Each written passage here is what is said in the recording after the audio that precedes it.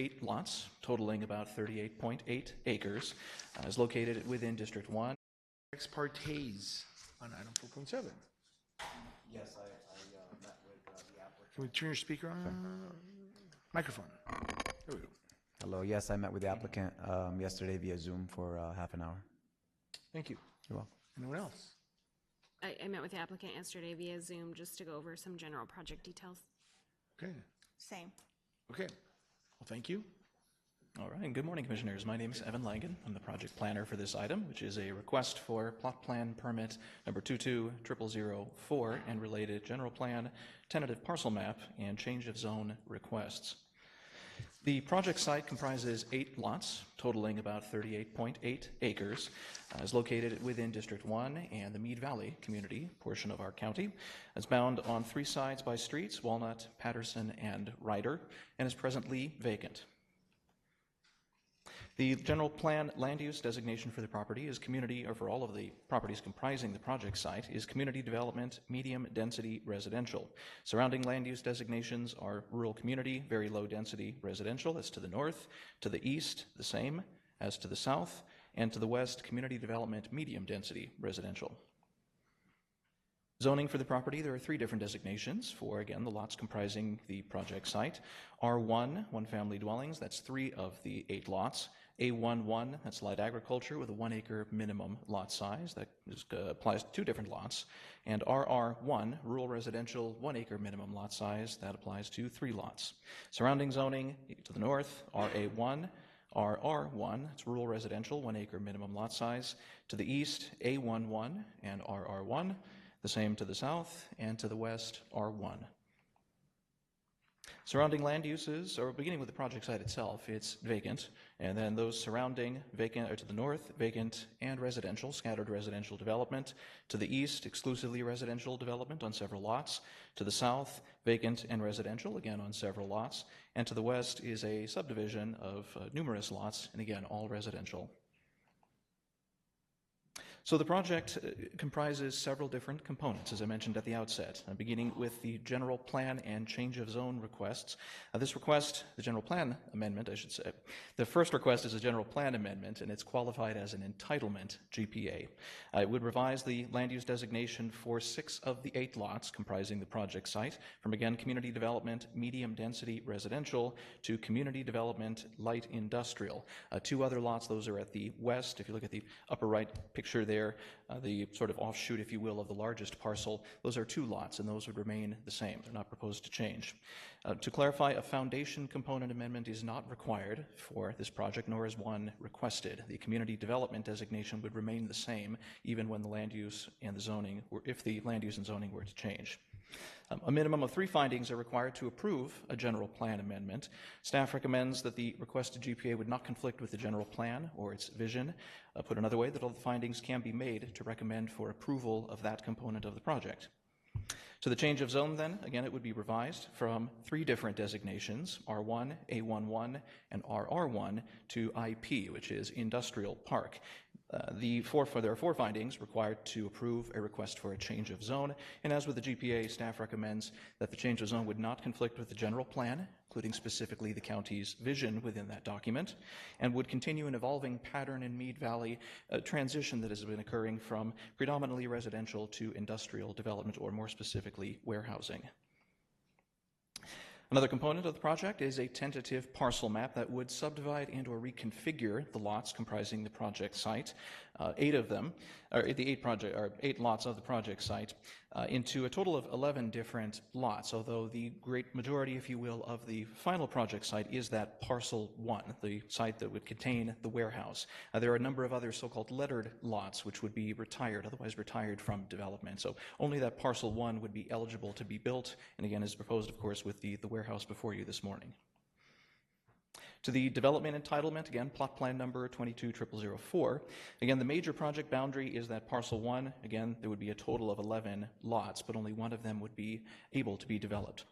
The warehouse that's proposed is 591,203 square feet in total. That's broken down as 576,603 square feet of warehouse, of open warehouse, and I'll walk through that in the floor plan, and then 14,600 square feet of office space. It's a 2-story office, located on either side of the building, the north and the south elevations of the building. And again, I'll walk through that in a little more detail in a subsequent slide. It's a four-spec warehouse, meaning that there is no tenant known at this time. And so again, you'll see in the floor plan, or that's reflected in the floor plan, showing an open design. An earthen landscaped berm is proposed between the warehouse and the existing neighborhood to the west, at the left side of your screen. That berm would stand between 10 and 30 feet in height and vary in depth to as much as about 300 feet, essentially providing a landscaped buffer, again, between the warehouse and the neighborhood to the west. That would be coupled with grading, extensive grading of the property that would effectively lower the property as such, and so reducing the visibility of the building from the westernmost elevation of the structure. In fact, from some portions of it, the building would appear to be much, much lower from the street, and then it would rise as it moves basically to the northeast. There are 84 truck doors that are proposed at the north and the south elevations of the building, 42 on either side. Parking is provided for 219 semi-trailers and their trucks, again at the north and the south elevations of the building, coupled with 359 stalls for civilian or patron or employee vehicles, including 8 for accessible ADA requirements and 9 dedicated for EV charging. So again, to that floor plan I mentioned earlier is an open floor plan because again the tenant isn't known. When a tenant is determined, they would submit for a building permit, I should say, and conduct a tenant improvement of the site. And then in the 2 offices, those are the little portions in blue and blown up on the right side of your screen. Again, sort of just standard spec office spaces that may be modified under a tenant improvement once again a tenant is known. Partial building elevations. The topmost one is the north elevation, as seen from Ryder Street. You can see here some of the basic design of the building and the wall in the foreground, and I'll walk through the materials and such in another slide. And then at the bottom, again, another partial elevation. That's the southern elevation, as seen from Walnut Street. Elevations continued. The building, broadly speaking, is a traditional tilt-up design. That means concrete walls tilted into place to form the box, if you will. That is made of concrete. They would be painted and with trim added, metal and stucco, again, painted earth tones and so forth, to provide a bit of variation and articulation. The maximum building height would be 47 feet. And again, you can see different elevations, fuller elevations at the north, in the middle of your screen from Ryder Street, and the east from Patterson Avenue. Landscaping, approximately 28% of the property would be comprised of landscaping, and broken down that includes 671 new trees, including along the buffer I mentioned earlier. That's at the lower left of your screen. A wide variety. I showed one example that's I think it was a cherry tree, I believe. Right, but that's just one example of a wide variety of trees that are being proposed on all frontages, all sides of the property. At the upper right, that is a drainage basin that's proposed, again, showing the landscaping around and within the interior of that feature, and then along the street frontage at the lower right, one of the street frontages. The project was subject, of course, to analysis under the California Environmental Quality Act, the outcome of which, the determination from which, was an environmental impact report. That document was circulated for a period of 45 days between late December of 2023 and early February of this year. During that circulation period, 4 comments were received, one from a member of the public and 3 others from outside agencies or entities. Responses to the concerns or the issues raised in that correspondence was included, of course, in the draft final iteration of the document provided with your staff report.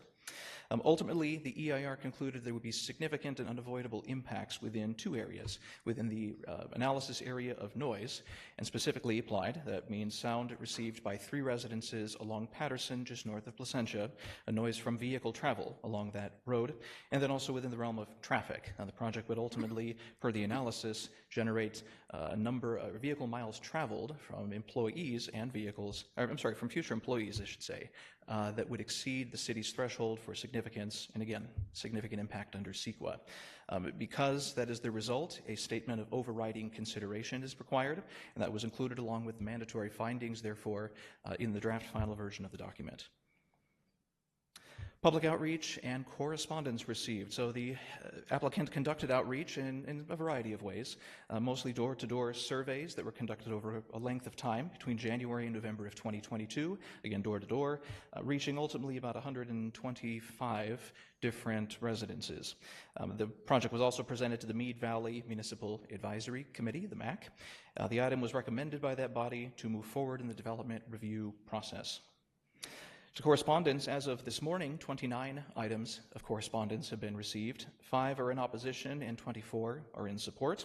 The opposition has raised concerns, or those letters expressing opposition have raised concerns regarding a potential for health and pollution, or the impacts therefrom, light, traffic, noise, and general use compatibility, which is to say a new warehouse or industrial development in proximity to residences, as well as a desire to see the item undergo a foundation component amendment, which, to be clear, as I mentioned earlier, is not required in this case.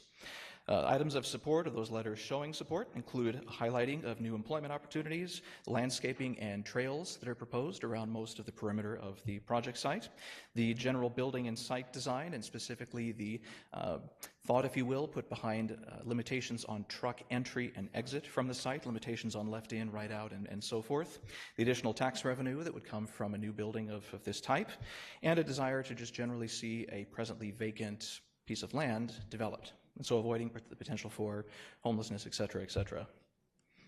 So staff's analysis in summary has found that all the components of the project, including the regulatory and the development entitlement, comply with development standards and procedural requirements.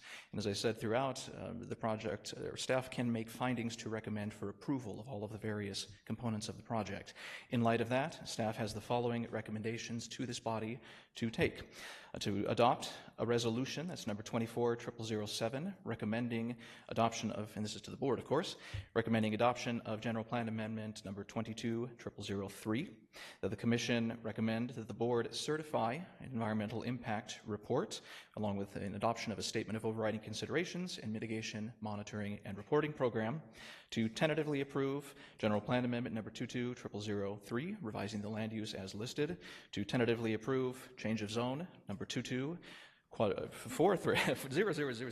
pardon me, to change the zoning classification as listed on the screen, to approve the tentative parcel map to subdivide and, as I said, reconfigure those 12 lots, 8 lots into 12 lots, and then finally to approve the plot plan permit number 22-0007 to allow construction of the development I've described. That concludes my presentation. If you have any questions. Thank you. Thank you. Questions of the staff report?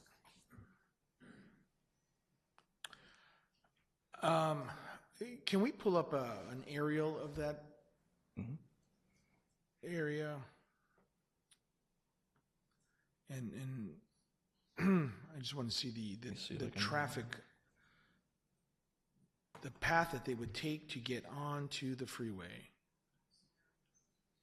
Is there something broadly speaking, of course, to the east, that's the 215 freeway on the right side of your screen, and so they have a few options, either directly down Ryder, or they could travel to the south or to the north for other on-ramps.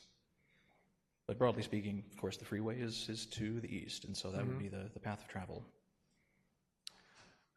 Okay, and then if we go to a site plan that shows the off-site street parking, and what my typical question is the stacking as trucks are waiting to enter the facility. Yes, indeed. So the project has been designed with that in mind, which is to say that there is a prescribed driveway width, and as I mentioned earlier, in and out limitations to make sure that semi-trucks don't pass as much as feasible through or near neighborhoods within the vicinity. Once you get into the property, and for example to the north, you can see a very long driveway right at the top of your screen there, and that's again been designed to accommodate a minimum number of semi-trucks, the queuing of those semi-trucks as they enter the property. And then from there, the path of travel goes down the west side of the building. There's a drive aisle, and then to either the dock doors or again compelling them to go out certain exits and making certain turns out, avoiding neighborhoods. So again, to answer your question, again, the driveways have been designed to accommodate a minimum number of semi-trucks to make sure that there isn't queuing out into the street. Correct. And there currently is no user for this facility? Yeah, no tenant, to my knowledge, has been identified as of yet. Okay. As a- Question, oh, sorry. Please. Ma'am? Kevin, can you clarify what they're conditioned for in terms of the streets that they're required to use? Sure, Kevin Singh with Transportation. They're doing their typical frontage improvements. There's analysis done to show there's a need for traffic control to be installed at Harville and Ryder, which is directly to the east. So they're conditioned to install a traffic signal at that location. But it's just typical frontage improvements on Ryder, Patterson, and Walnut. Commissioner Reese? West are the homes? Correct. Well, a subdivision. There are homes surrounding the property, but yes, there's a subdivision to the immediate west. Is anything called out to separate the homes? Can I see the west elevation Yes. again? The landscape plan is, well, no. Yeah, this will probably work. So again, the subdivision would be to the west, as you said, to the left side of the site plan on the screen. The separation, again, is the berm as the primary method that's proposed for separation. It's an earthen berm, as I mentioned, about 10 to 30 feet in height, depending on where you're standing, varying slightly in width, but as much as about 300 feet, in depth, I should say, and landscaped throughout with trees and vegetation and such. So if there's a berm on the west, right, between 10 and 30 feet, what stops somebody from the home side from going down? Good question. Fencing. Yeah, there's fencing proposed all along the left side of, or along the perimeter, if you will, of the berm, including around the cul-de-sac that you can see at the lower left in the inset, to prevent anybody from climbing up. And then going down. And around the basin? The basin has fencing as well. Yeah, there's perimeter fencing around the whole of the property, as a matter of fact, yeah, to prevent either, several different thoughts behind it, either to prevent noise and light from escaping, where semi-trucks are going to be entering through the dock doors, or it's just simply for fall protection or trespassing prevention, that sort of thing. But yes, there's walls and or fencing surrounding the entirety of the property in one form or another. And then proximity to homes, what's the distance? It varies depending on when you're looking. To the homes to the west, that, I'd have to check the site plan again, but it is a minimum of several hundred feet from the nearest home. That's in your staff report. Forgive me for not having that at the ready, but it's listed there as what the distance is to the minimum home. That's where I saw the closest track, the largest amount of homes was to the west. Yes, it is.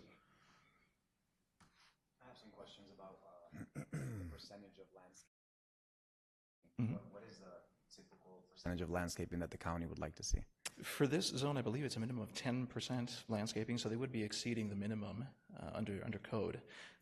As to what's typical for warehouses, I would have to do more research into that. But again, it does meet and exceed the minimum that's required under our zoning ordinance. And for landscaping, the size of a tree, is there a minimum requirement for the size of the trees, or size of mature trees? I'd have to research that too, but I know these are proposed between 24 and 36-inch box trees, and as I mentioned, there's a wide variety of them. All of them would grow to fairly substantial heights. There are no oak trees proposed at 100 and so forth feet, but most of these are fairly substantial trees that would grow to tens of feet in height. Was the good neighbor policy implemented in this project? Yes, it sure was. In your staff report, in fact, there's an analysis that was conducted, bullet point by bullet point, of all the different criteria in that policy. And so, yes, it meets all of the applicable criteria in that policy. Thank you.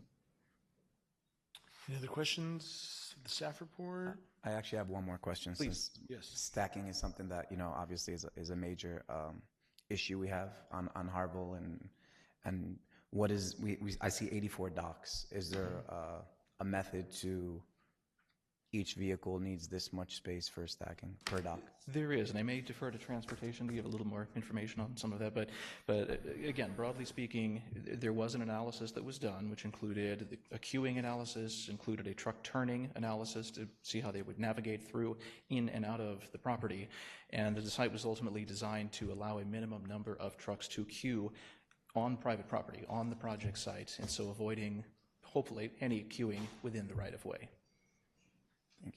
Kevin Singh with Transportation again. So with any warehouse, I mentioned this on other projects, for any warehouse, as we evaluate their site plan and their entrances off public streets, queuing is a cause of concern for us. We try to maximize on-site queuing through their internal design and receiving those vehicles. For this project on Ryder Street, they do have a long entry throat before it gets to the building gate. Can queue beyond eight trucks. For the entrance off of Patterson, it's less. It's speculative in nature right now with the no operator. So we're trying to maximize those values as much as we can. We work with the applicant on orientation of the building, if rotation of the building would help with additional queuing. So this is what we arrived to. Thank you. Any additional questions of the staff report? Okay, thank you. Thank you. And before we begin, just so that everyone's aware, we have between present speaker slip cards, we have 17, and then we have 13 online speakers. So a total of 30 at 3 minutes is an hour and a half of testimony. So we would just, we're going to give everyone the same amount of time, the 3 minutes, but if someone before you has already mentioned some of those items that you also wish to express, you can try to make it as brief as possible. Again, you're welcome to take the 3 minutes, but otherwise we're going to be here an hour and a half. So with that, we're going to start with the applicant's representative, Tracy Zinn.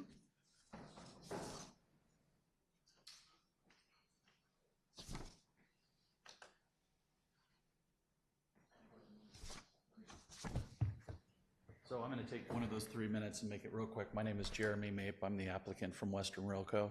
Tracy's going to be doing the speaking on my behalf, but if there's any questions, I'm here to answer any of these. Well, as the applicant, you get more than 3 minutes. But that's all I need. But Okay. if you have any questions, I'm here for you. Thank you. Yeah. I'm sure we will.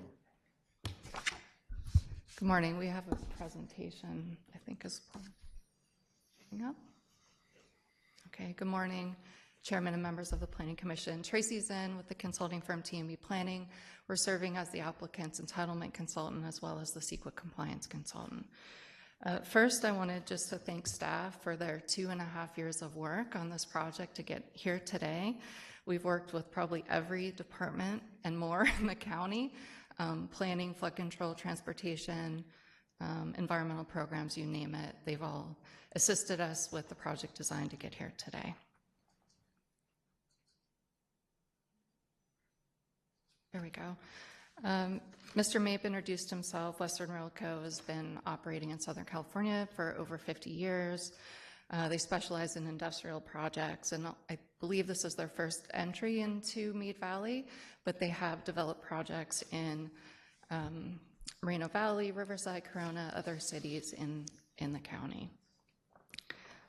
As staff mentioned, this project is located west of 215 in the employment corridor of Mead Valley. And employment development has been moving towards this project site. I want to call particular attention to the air photograph, as was mentioned in some of the comments. This is the area where there is a need for a land use transition between employment use and residential use and rural use.